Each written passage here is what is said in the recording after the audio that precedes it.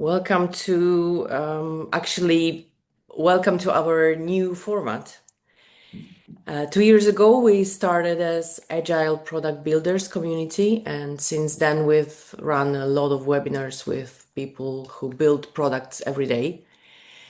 But things have changed, and AI is everywhere now. And for us as a digital company, it's not just another tool. It's becoming an extension of how we work, and it changes the way we build and collaborate and test and deliver. So the goals stay the same, better products, real value, but the way we get there is changing. So the community is changing too. So we are becoming product builders, AI native, and the place where we show how we actually build digital products in AI era with no big theory. I hope so. Just what works, what doesn't, and what we are learning along this interesting way. And our new home is Substack, so you will find us there. Join us and let's go. Today I'm talking with Kamil, a product designer with a strong product experience, whom I met when he joined Boldare. And he very quickly came in with the ideas on how we could learn more from each other and to work better together. Experienced, but still open to what's new. This is like a really, really rare combination that makes conversations about the growth much smarter and wiser. And we will talk about a topic many growing companies are facing right now, how design teams adapt to AI. And from what I heard from our clients and the partners, designers can sometimes resist this shift even more than developers. So we will look at what it takes to build an AI augmented design team. Welcome, Kamil. It's so good to have you here. Hi, welcome. The intro was so complex that there's almost nothing for me to add, but generally, yeah, I'm a product designer at Boulder. I'm happy to be a part of all the knowledge experience we currently have regarding the becoming the AI native company, the AI native process. So it's great to be here to hear you, and I'm curious to hear more to discuss during the meeting. Yeah, and of course we will start from beginnings. So when did you first notice that your work had stopped being design in the old sense of the word, and what changed for you? Yeah, I think it all happened in like February this year. We had a product for a company in booking industry, booking B2B product for booking spaces in shopping centers. And generally, back before, I was mostly experimenting with AI, trying to apply it in several steps during different projects. But that was the first time I actually had the chance to use AI from the very beginning.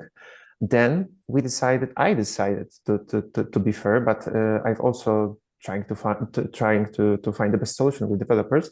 I've decided to try the first like AI native workflow in that product. So for the first, like the biggest breakthrough was my first day in that project, where for the first meeting with a client, I brought generated with AI tool mockups so that we could have a better understanding if we are on the same page. It was like an anchor point more than anything else.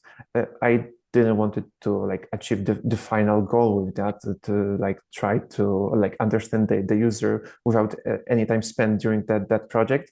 But generally the idea was that to discuss, to brainstorm ideas, to have the mockups as some sort of like a translation tool between me and the product manager. So I imagine that was the first time.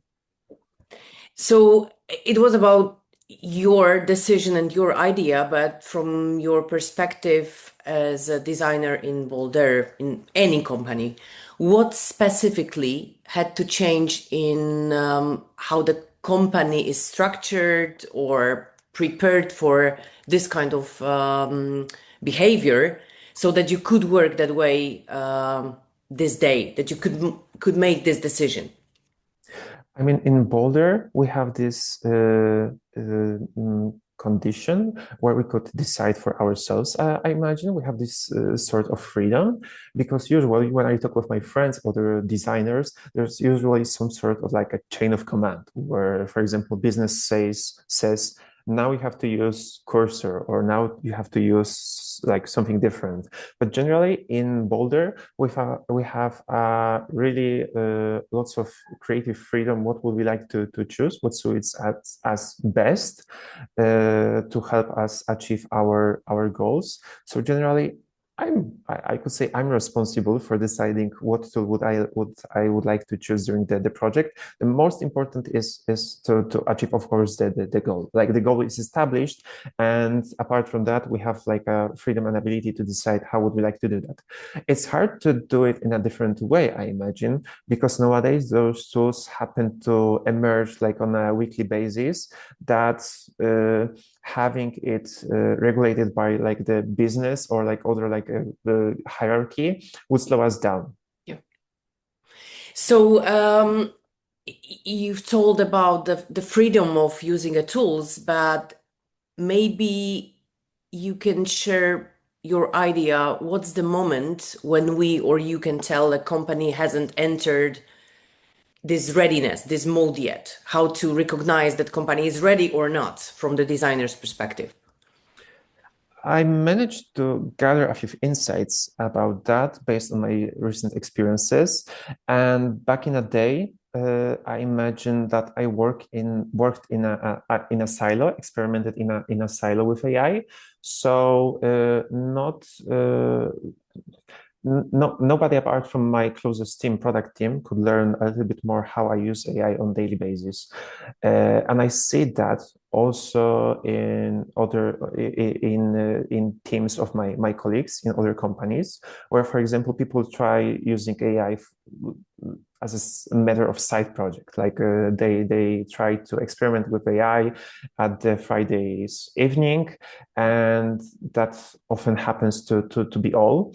But apart from that, even when we experiment with AI, even when we use AI inside a company, and we do it individually, it's also like it's the most recent insight I managed to discover that individual speed doesn't equal the speed of the whole team. So even if I could design, thanks to AI tools, like 10 times faster, all I need to achieve, I could be also a bottleneck for the whole team. So orchestration of the AI tools inside a team, I think it's even more important than exploring anything what happens to be new on the market. So I imagine these two things are the most important ones. Yeah, so it's not about the individuals, and I know it because we had established a guild of designers, the Designers Guild, many years ago. So when you walked in, the guild was already shaped somehow. But of course, with AI, it became more the place to share the knowledge and so on. And you are the person sharing this knowledge. I know it, and I really appreciate it. And it's amazing how it works. But can you give a concrete example of any decision that used to be a like management decision, maybe in other places or even in Boulder, and today is made inside a guild?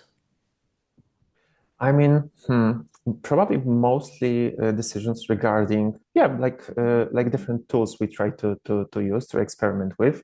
For example, the decision to try using Cursor, which happens to be the newest issue, newest thing in Boulder, happens to be mine.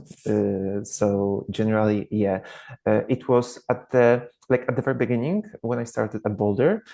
I didn't know if it should happen, for example, by a decision based on somebody else's reasoning.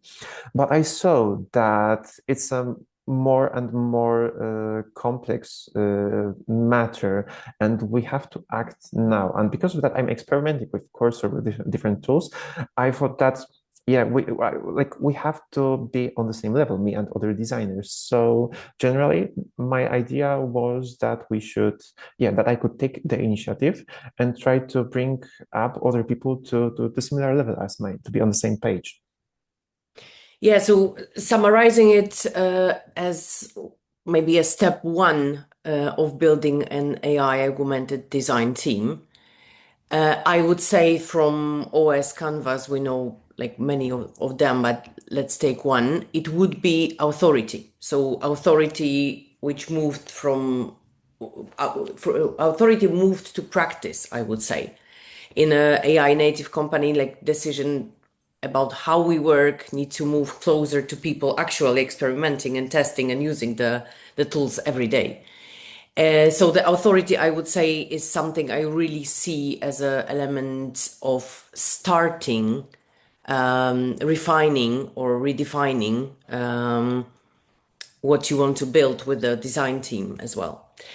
And stepping a little bit farther to the client's work, if you could tell us how your work in a client project looks like today. What do you do as a designer, like 5 years ago, didn't have a chance to do, and what have you stopped doing? Maybe if you can elaborate a little.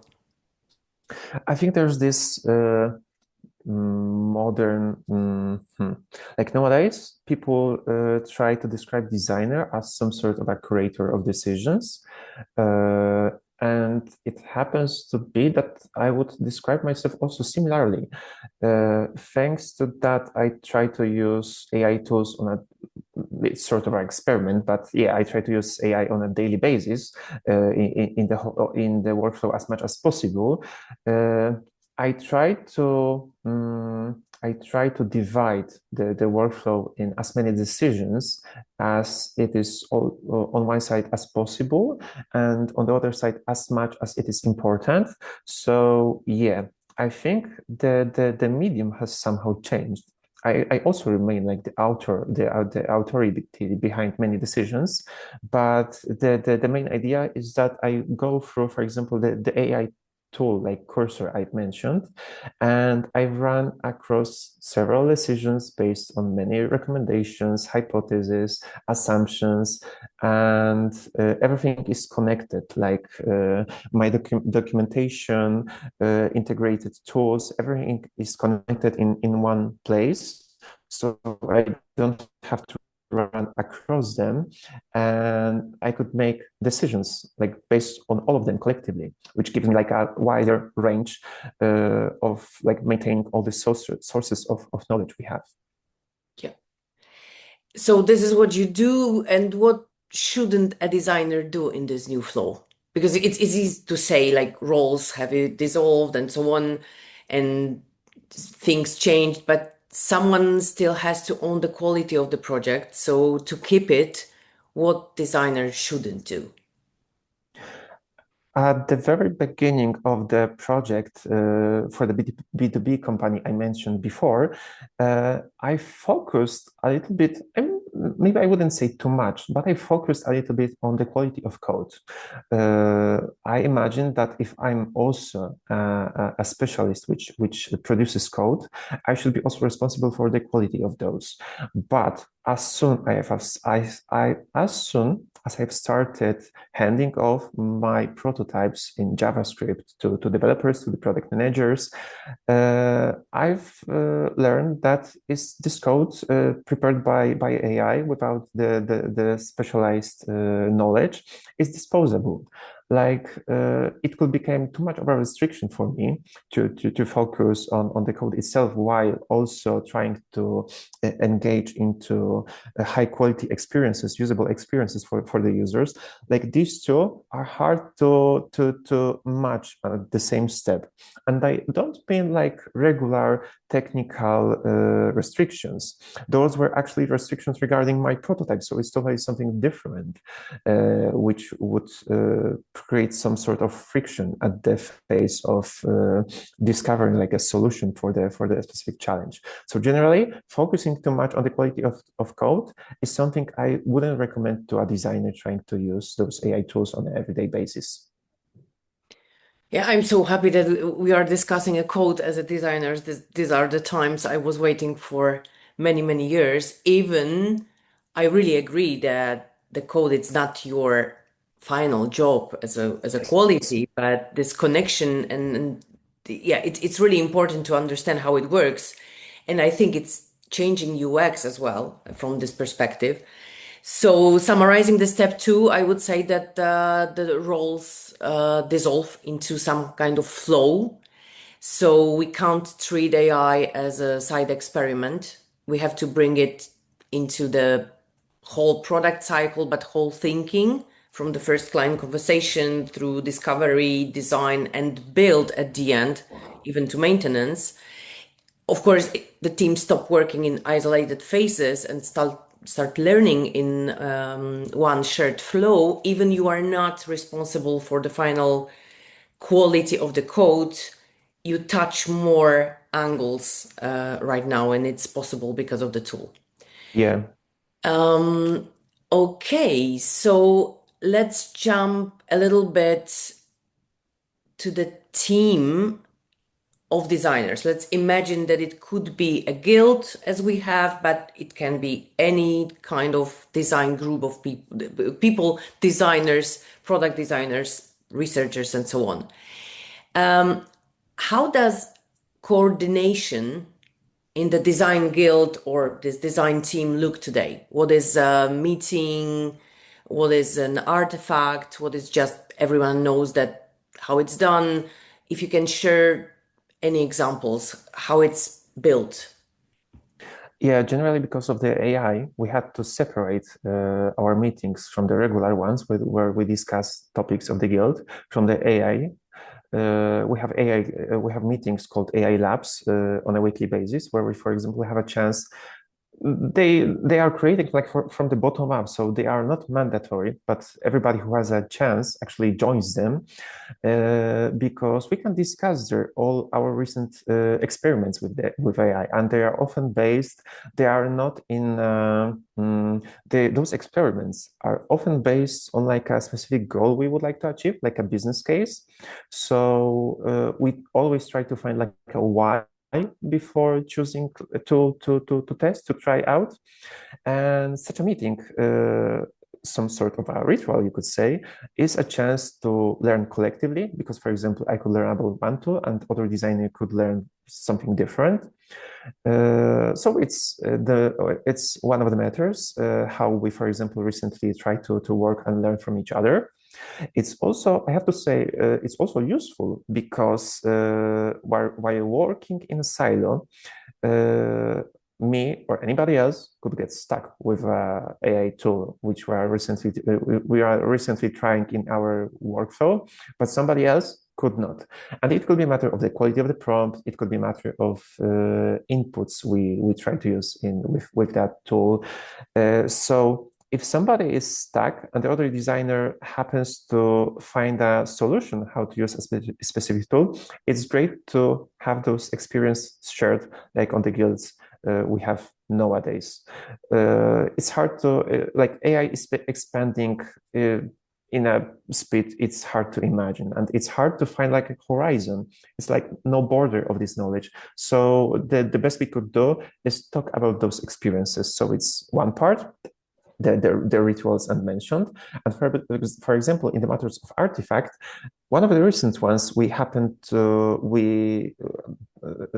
explore is like a library of prompts and workflows that works best in our products. Because as I mentioned, discovering something on our own is like the slowest thing possible we could do nowadays. Like the market grows so rapidly that, yeah, once again, the best thing we could do is to learn from each other. So one of the recent artifacts we are trying to work on is such a library, which, yeah, I think would help us out in many different cases and scenarios in different products, because each of us happens to take care of a different product, each of our designers. Yeah, and of course, knowledge management right now, it's a huge challenge everywhere, how to share knowledge and experiences. So for sure, this solution is needed not only by design teams, of course. And do you have in mind any smallest possible ritual ahead of design could introduce at their place, like not the process, because it's a thin line between, but just small ritual you can recommend? I think that taking inspiration from us as Boulder would be a nice idea to start with a why. Why ask ourselves why we should use an AI tool, find reasons to use them, and then based on that, try to imagine like look for tools which might be helpful to solve such a problem, such a why we find, and then try to discuss them on a weekly or bi-weekly calls. It's great to do it when it's from the bottom up, each of us, because of the market is so rapidly changing. So most of the designers find motivation to do that. Everybody is curious.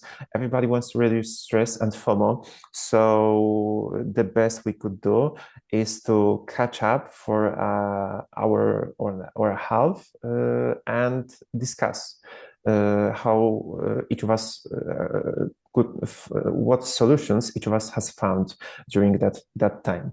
So I imagine that having a chance to actually discuss, but not experiment like each of us goes in a different direction, but work collectively and think about it with a goal in mind, as about anything else that what happens in design. Everything has to start with a why, I imagine. So, as a step three, and the last one would be, I would say, practice collectiveness over process and always ask why, because without why, you can stuck with the millions of options every day. Um, so it's not about like AI Friday ritual you've mentioned. It has to be practical in everyday work, and it should be somehow team spirit. So it takes time to build it for sure. And yeah, like we've talked about the company and the team and so on. You've mentioned yourself several times, but as we know, everything always starts with us. As I love this guy Aaron Dignan would put it and say it. It's not about deploying one perfect framework. It's about continuous reconfiguration. So if you had to speak directly to, I don't know, chief of product watching us right now or head of design, what would you say about what you personally had to unlearn in this reconfiguration? What was the hardest part for you?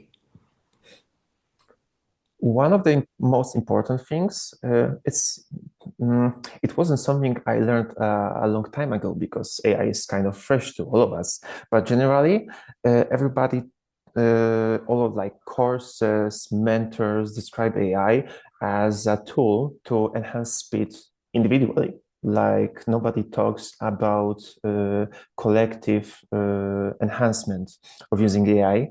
And I think that could be like individual enhancement is like the biggest bottleneck because what happens, and I've done it myself, like in the first few sprints, I managed to design, for example, for the first sprint, I managed to design most of the mockups of the screens, states, like 50 screens, I could say, more than those. I could do them in more like a few days, and nobody was prepared to get through them. Like it was too many decisions, too many outputs to go through. And what I had to unlearn based on my, for example, 2 year, 3 year experience with using AI tools, that AI is not a matter of my individual workflow experience, but I should do it collectively with developers, with product manager, because what does it matter when I can enhance my speed 10 times when, for example, the rest of the team is maybe doing their own 10 times, but in different direction, or they doing the same speed, so they can't understand what I'm currently working on. So generally, my recommendation at the very ending of this webinar too is to think about AI as something that needs to be orchestrated in the whole team, because without that, it's like many big companies, they are figuring it out now, that they are measuring the success and the efficiency of using AI individually by the matter of the productiveness of each of the specialists. But it happens to be that while we are focusing on the team, it's not so there are not so bright colors nowadays, and we have to focus how the team manages to work with AI too. Yeah, a very, very nice summary.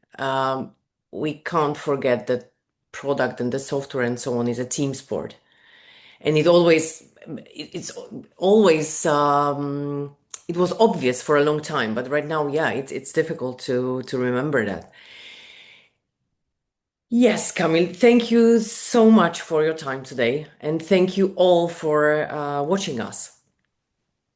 Thank you for listening to us, and hope you will listen to us one more time in a few weeks. Yeah, I hope so. We have really good plans and very interesting guests as always. The name is new, but I hope the quality stays the same. Yeah, so let's meet and on our Substack. As I said, this is our new home, so you will find us there. Join us. Thank you so much. Thank you. Have a nice day. Have a nice day.